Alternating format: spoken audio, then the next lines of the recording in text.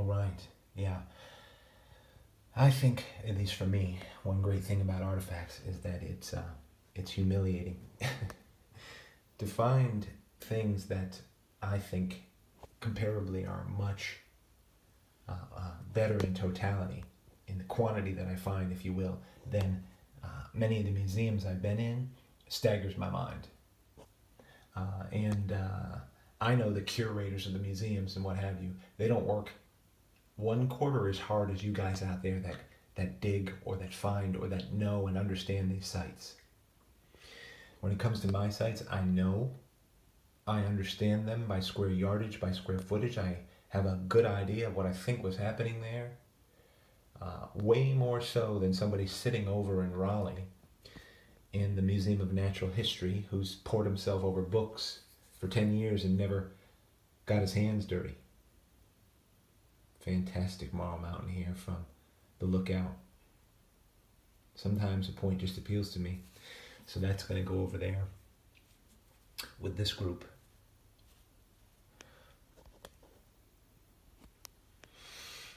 Now here's a point that I found at Crystal Beach, and look at this. This is a fantastic piece, and it's going to find a different home. Look how thin that is.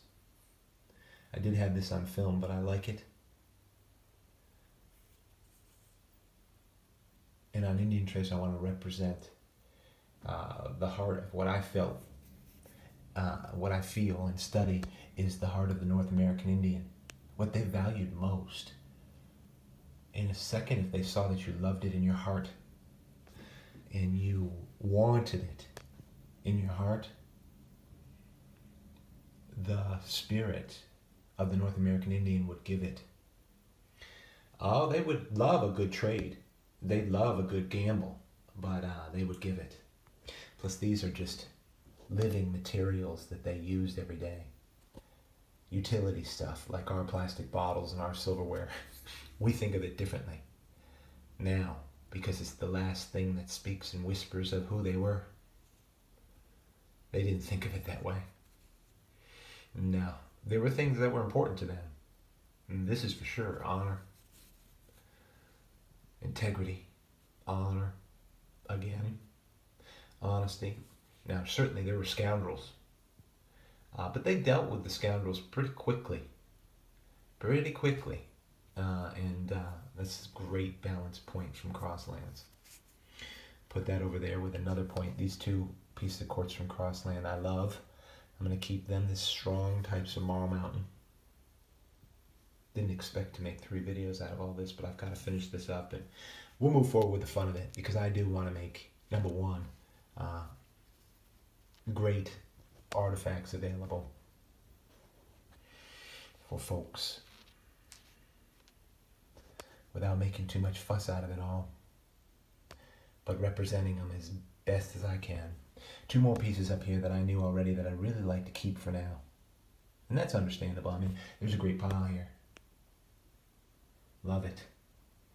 Actually, even though I love this Marl Mountain, it's going to go over there. Look at this piece. I mean, I have too much.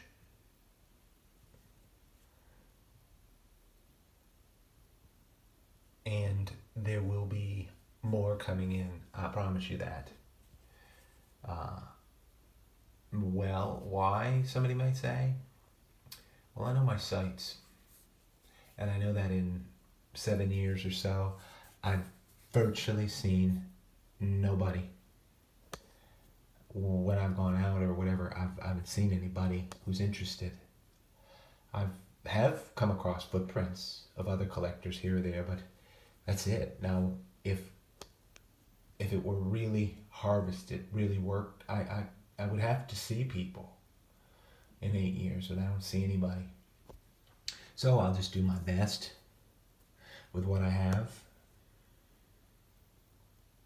What a great group that you can have right there if you want for a collection to start a North Carolina collection or to add to your North Carolina collection, because I know some people have some very big collections. And Butch, if you watch still, what's up with you? I fear quietness sometimes, and I fear that you're not well, or many times, even on YouTube, I fear that people have passed away. So, Butch, I know you have a big collection. That's why your name came up, of North Carolina artifacts, and I think that's great. Now, last 2 points. I hope you're okay. That's about all I can say. And Mike, that is Dirty Water Jones, you've been putting up some videos that make me laugh. Absolutely transparent you are, and that takes a lot of courage. I guess at the point in your life, it's not a problem with you. I guess I would say it's not a big problem with me either. But listen, I guess people should be able to see first that being transparent as you are about just having fun, having a sense of humor, which unfortunately a lot of people do not have. That's a great thing, and I think it is. So you've put out a lot of videos lately, and I've seen them all. Haven't been able to comment on them all, but they make me laugh, and I think it's great to see you at least feeling well enough where you can make some videos. I know you have been low, and you haven't been doing well, and you haven't been feeling well. So this is just a video shout out to you, and do my best with that. So this group over here, I'm going to find a way and really consider hard that this stuff is going to go into my display for now. And it's just the top stuff that I found in the last, 3 to 4 weeks. And didn't even mention this. Some of these were on video though. This is a cleanup with perfect light.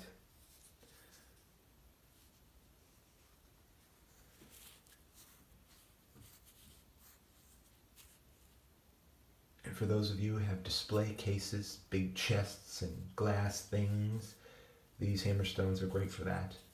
I do have some if you want. And they are, to me, super highly valuable. Those, just as much as to the Indian and myself, they're expendable.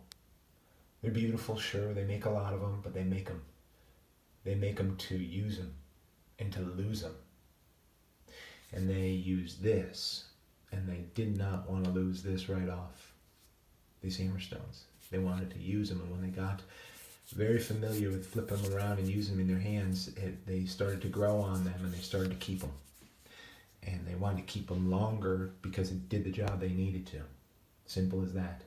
I mean, take a look at this. This material here, this kind of hammerstone, is super dense, super heavy. Reminds me of lead. They've got the smallest indentations on this side. It's not a chunky stone. It's been hit. It's not going to hit anymore. Just the smallest indentation on this side. But we're talking flat stock.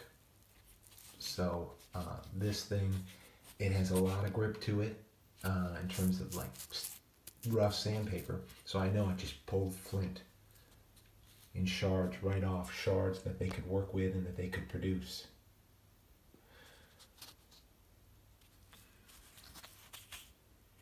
And finding big stones like this are great. Is a great blessing. But just being able to find them, I don't keep them all. I keep my hammerstone collection to about 25 of what I believe, at least in my heart, are really top hammerstones. And the rest I keep moving.